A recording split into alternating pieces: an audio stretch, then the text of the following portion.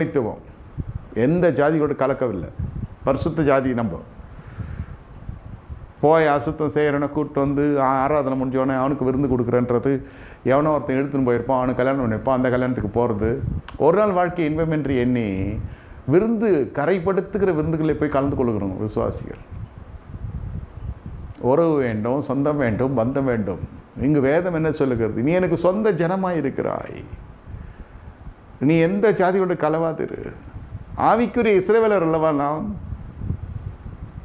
எகிப்தினுடைய வாதை, அதனால எல்லா இஸ்ரவேலுக்குள்ளும் இப்போ நவீன காலத்தில் ஆவிக்குரிய இஸ்ரவேலுக்குள்ளே எகிப்தின் வாதைகள் வர ஆரம்பிக்கிறது. ஆரம்பிக்கல, வந்துடுச்சு. ஏதாவது ஒன்று கர்த்தர் நமக்காக செய்ய வேண்டும் என்றால் அவருக்கு பக்கத்தில் நம்ம நிற்கணும் இல்லையா?